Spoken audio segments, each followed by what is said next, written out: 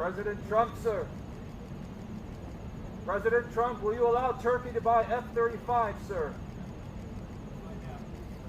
Do you believe Turkey can help end the war in Ukraine? Do you believe Turkey can help end the war? But it's a great honor to have the President of Turkey with us. And how are you? Fine. Say a few words. So this is a tough man. This is a guy who's highly opinionated. Usually I don't like opinionated people, but I always like this one. But he's a tough one. And he does an amazing job in his country. And we've had tremendous relationships, both having to do with war and having to do with trade. And I guess today we're talking about both. I'd like to have him stop buying any oil from Russia while Russia continues this rampage against Ukraine. And they've been fighting. They've lost millions of lives already. And for what? You know, for what? It's disgraceful. Discussion, we're going to make some great trade deals for both countries. We do a lot of business with Turkey. They build great products. They build beautiful, great products, really fantastic manufacturers. And we buy a lot from them and they buy a lot from us. Would you have any questions, please? Called out Obama and Biden administrations for their stupid decisions. One example you gave was a refusal to sell the Patriot missile defense systems to Turkey, which resulted in the expulsion of the country from the F-35 program. Now, you are known to be a great deal maker in Turkey. What can you do to undo the stupidity? Yes. We're going to be discussing the Patriot system, which is the best system. We'll discuss that. We're going to discuss the F-35. We'll be discussing all of the things that you know about and that some of that you mentioned. And I think he'll be successful with buying the things he'd like to buy. What concrete steps can you take? Well, we'll have to see. We haven't even started yet. But I know he wants the F-35. And he's wanted that, and we're talking about that very seriously. The gentleman was asking, Mr. President, you have referred to President Trump's peace efforts, and you have also contact with many leaders in the region. And what do you think that you can do about this? And Mr. President has said that, yes, I believe in the peace efforts that President Trump is leading, and together we will be able to overcome the challenges in the region. I think it's true. He's got tremendous influence in the region. Yeah, please. Mr. President, when are you planning to lift CAATSA sanctions against Turkey? Against sanctions against Turkey? CAATSA. Could be very soon. If we have a good meeting, almost immediately. Even if not all NATO countries stop purchasing Russian oil? We're going to be seeing about that. The NATO countries were disappointing in that regard, but they've been very amazing in other ways. They did, as you know, they went from 2% to 5% GDP, and that's a big step, and it's paid. I mean, they have the money there. And we're selling a tremendous amount of military equipment to NATO. We're selling. We're not giving like Biden did. We're selling it to NATO, and it's a lot. They're buying a lot, and I assume they're giving it to Ukraine. They could buy it for other reasons too, but I assume they're giving most of it to Ukraine. But they're buying highly sophisticated weaponry, and they're paying for it full price. Gaza, are you on the same page, Mr. Erdogan, for Palestine, Israel? Well, I don't know his stance. I can't tell you about that. I just say that we want to get Gaza over with. I had a great meeting with the leaders of that area, of that region, generally speaking, the Middle East. We had a great meeting the other day at UNGA, as you know, and I think we're close to getting some kind of a deal done. Yeah, we want to get the hostages back. I have to get the hostages back. We're the ones that got the hostages, all of them that we have now. But it looks like there are 20 living hostages and probably 38 or so dead hostages. Pretty sad. And the parents of those dead souls, those dead, mostly men, boys, in many cases like literally boys, they want those bodies back so badly, as much as though they were alive. And so we had a very good meeting with the representatives of the most powerful countries in the Middle East, and I think we're going to be close to a deal. Mr. President, we've noticed that in the Ukrainian war and during the Israeli-Iran war, the airspace of the NATO countries is very fragile, and it needs to be stronger. And in that sense, Turkey being the second largest army in NATO, it needs to support its air force and air defense. How do you look at this issue in general as a NATO? Well, we support because them. I it's mean, the eastern flank of Yeah, we're in NATO, and you know, they're paying now 5% of GDP. Nobody thought that was possible, and they agreed to that 6 months ago when I was there. And the relationship is very good. The NATO countries, I mean, with us, is the strongest it's ever been. We used to complain that they're paying 2%, but they're not paying. The United States was paying almost everything. And now they're paying 5%, and they paid. And that's trillions of dollars. You know, we're talking about trillions of dollars. And they're spending that, giving that money to us, and we are giving them great defensive, you know, the Patriots and all of the different javelins, all the different missile systems and everything else that they want. Biden should have brought it up a long time ago, because under Biden, we paid $350 billion, and all it did is make things worse. So we'll see how it goes.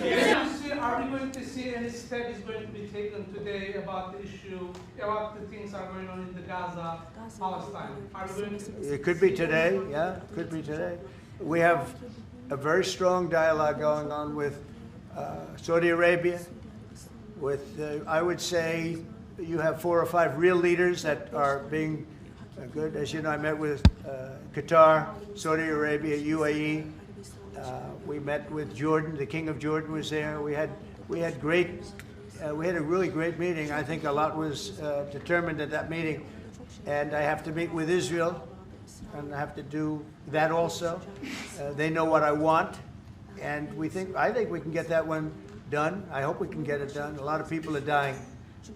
But we want the hostages back. We don't want them back, 1 this week, 1 and 2 months from now, 3 later, and you know, like the way it's been going. We got them all back. We got a lot of them back. What? Do you think President Erdogan will have to release the hostages? I don't know if he'll help in that. I don't really think we have. I don't think it'll be necessary in this case. I think we're going to be in a pretty good position. There are a lot of people that want that done. I met with great leaders. Look, you saw the people that were there, and great. We see a joint initiative with President Erdogan to bring the President of Russia, Putin, and President Zelensky to the negotiating table. Well, I can tell you that President Erdogan is very respected by both of them. Everybody respects Erdogan. They really respect Erdogan. I do. And I think he could have a big influence if he wants to. Right now, he's very neutral. He likes being neutral. So do I like being neutral. But he's somebody that if he got involved, the best thing he could do is not buy oil and gas from Russia. If he did that, that would be probably the best thing. He knows Putin like I know Putin. I thought Putin, I settled, as you know, 7 wars, and it's probably more than that if you really want to know the real facts, but 7 wars, and I thought this would be among the easier ones to settle. But I'm very disappointed in Putin. And he's been fighting hard, he's been fighting long, and they lost millions, they lost like 1 million soldiers. And you know, with all of the heavy bombardment over the last 2 weeks, they've gained almost no land. Think of that. They've gained almost no land. And I'm not going to ever call anybody a paper tiger, but Russia spent millions and millions of dollars in bombs, missiles, ammunition, and lives, their lives. And they've gained virtually no land. A few months ago, you met with Aliyev and Pashinyan. Can you follow up? So where? You met with Aliyev and Pashinyan, Azerbaijan President Aliyev and Pashinyan. Can you follow up on what you want to say about current process? No, I can't. I like this guy. I like him. He's from CNN. Fake news, the worst fake news, but I like him. So it's CNN Turkey. Syria has been a major issue between the 2 countries for the past decade. And you said the future to Syria is in Erdogan's hands back in, I think, December and January. And the countries are in the process of integrating lethal fractures into the main government. When do you want to see that happen? Well, I think President Erdogan is the one responsible for Syria for the successful fight in ridding Syria of its past leader. And I think this man is responsible. He doesn't take the responsibility, but it's actually a great achievement. They've been trying to do it for 2,000 years. I said, he does it. He did it. I mean, they're your surrogates. I think you should take the credit for it. I told him, take the credit. For 2,000 years, you've been trying to take over Syria. He took over Syria, and he doesn't want to take the credit. You know, all of those people are his surrogates. But the leader of Syria, the new leader, as you know, I took sanctions off in order to let them breathe, because the sanctions were very strong. But I think we should have a major announcement today. He was responsible for that victory. It was a victory for Turkey, because they've been fighting, as you know, for like 1,000 years. And it never went, you know, it was back and forth, but he's responsible for that. So he would have a lot to say with respect to Syria. But at his request, I took, and the request also of the King of Saudi Arabia, it's very interesting, and Qatar, they said if you could take the sanctions. We had very strong sanctions. They couldn't have lived with those sanctions, and I took them off to give them a chance to breathe. But the president was one of the people that was responsible for that. He asked me to do it, and I did it. President, furloughs are very typical when the government shuts down. Why is the administration directing federal layoffs of federal workers this time around? Well, this is all caused by the Democrats. They asked us to do something that's totally unreasonable. They never change. They want to give money away to illegally, people that entered our country illegally. They want to give them massive federal money.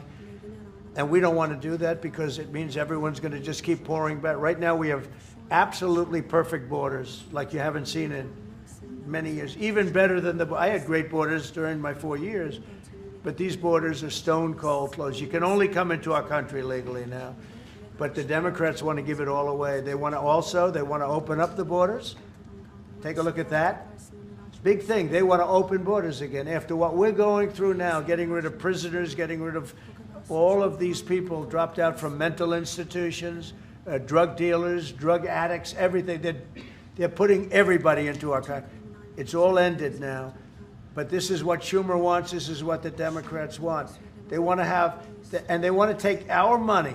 We're doing well because of tariffs. We're doing unbelievable. We're making more money than we ever have made. And by the way, we're going to take some of that tariff money that we made, just to get off the subject for a second. We're going to take some of that tariff money that we made. We're going to give it to our farmers, who are, for a little while, going to be hurt until it kicks in. The tariffs kick into their benefit.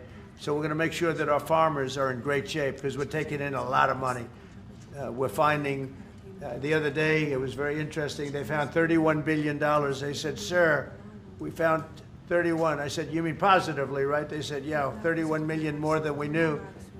And they said, we don't know where it came from. I said, check the tariff shelf. They came back the following morning. They said, you're right, sir, it came from the tariffs. We've never seen anything like this. So what we're going to be doing is we're going to be taking some money from all of the tariff money that we've taken, and we're going to distribute it to our farmers until the tariffs kick into their benefit, which ultimately the farmers are going to be making a fortune. But it's a process of, it has to kick. Mr. President, it seems like an indictment of James Comey is imminent.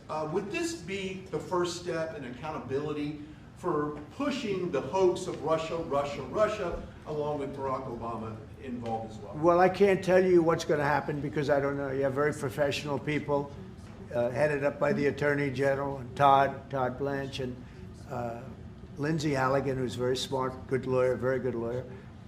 They're going to make a determination. I'm not making that determination. I think I'd be allowed to get involved if I want, but I don't really choose to do so. I can only say that Comey's a bad person. He's a sick person. I think he's a sick guy, actually. He did terrible things at the FBI. And, but I don't know. I have no idea what's going to happen. Thank you very much, everyone. Mr. President,